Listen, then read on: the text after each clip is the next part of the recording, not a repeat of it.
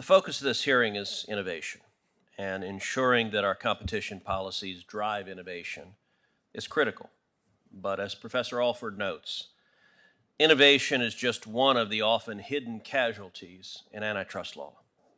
Like him, I support the consumer welfare standard. Too often, however, that standard has focused exclusively on price and output effects to the exclusion of things like quality and innovation.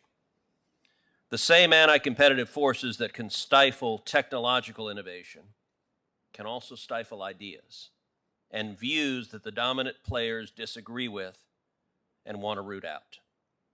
So as I look at it, when we think about how we protect innovation, we also need to look more broadly at how we protect people and companies who dare to think differently.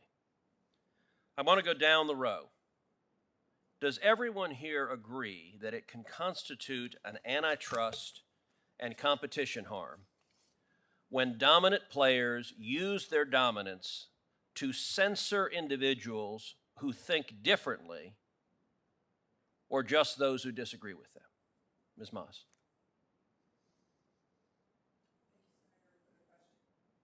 Thank you, Senator Cruz, for the question.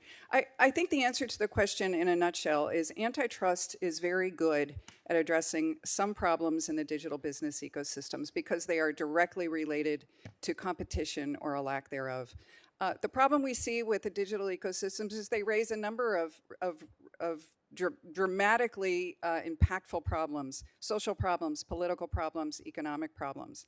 I think free speech on the platforms and censorship is one of those problems that may not be that well addressed by antitrust enforcement, but should certainly be addressed by another appropriate public policy tool. Mr. Harmon. I think I generally agree with that. I think it depends on the situation and the financial interests of the platform. Mr. Megowski. I think the central problem here is that there's a lack of user freedom. Users do not have the ability to switch platforms if they no longer agree with the platform or if they want to try a new service. There's a lack of interoperability and data portability. I think that the American Innovation and Choice Online Act goes to great lengths to make this a much more level playing field. Thank you. Professor Alford. So, I will echo some of the previous comments. I think there's a lot of things that are happening with respect to these big tech companies, and only some of them relate to antitrust law. So, for example, issues of censorship, issues of addiction, issues of mental health and wellness, a lot of those issues don't directly relate to antitrust issues. They are very serious concerns, but it's difficult to fit those square pegs into the round hole of antitrust. But I do think that you can say that to the extent that censorship constitutes harm to the quality of the experience for the consumer, then it would be a colorable claim that you could make under the antitrust laws. I would also add that to the extent these big tech companies say that they do not discriminate against conservatives, and they can show that that's a misrepresentation, then they also could be liable under the consumer protection laws. Ms. Hine. I have to agree with most of the other panelists that antitrust is probably not the right thing to address freedom of speech and censorship. I do think, though, that critical voices and new ideas are the lifeblood of innovation, and that should not be stifled. So again, to each of you, when we tackle issues of competition and innovation, should we think broadly about what it means to innovate? That is, think beyond simply technological innovation and look more broadly at innovation that serves a clear market demand, a consumer demand. Mr. Mikowski talked about consumer freedom. One example of innovation to serve a market demand is Parler, which was created to serve a demand in the face of widespread censorship of conservatives. Parler was created, and then Google and Apple and Amazon all used market power to coordinate to block the competitor and drive them out of business. Ms. Moss.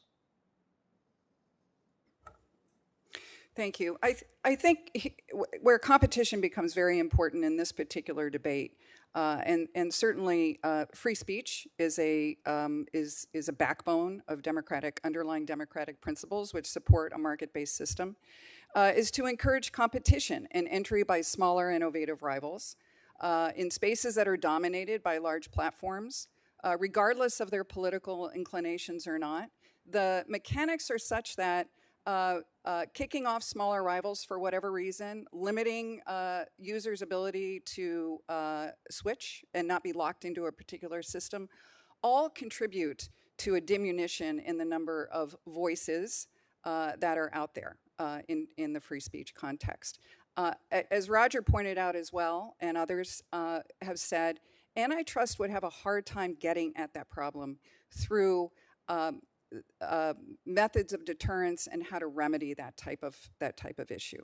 But certainly more competition is always better in that context. But I think, as I said earlier, we need other public policy tools to address some of these stickier issues. Mr. Harmon?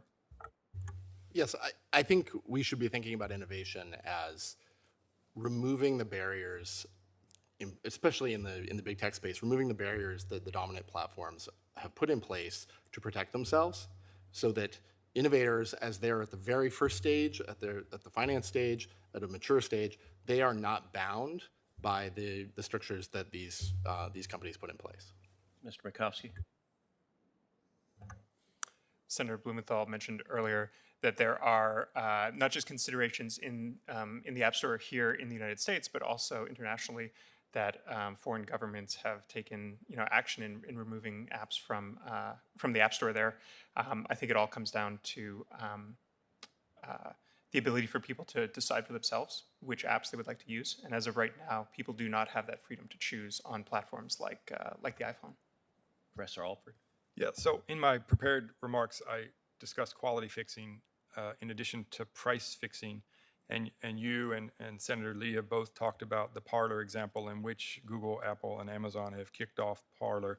And to the extent that one could show an agreement between Google, Apple, and Amazon to raise the same identical quality concerns with respect to the reasons for why they decided to kick Parler off of their platforms, I think that there could be a quality fixing argument. And as I suggested in my opening remarks, I'm surprised that there's not more subpoenas or investigations with respect to big tech companies when they are engaging in quality fixing, such as let's develop a common position, let's get on the same page about this privacy concern or this desire and effort to squelch conservative voices. To the extent there is potential evidence of quality fixing, then I think there should be investigations of that.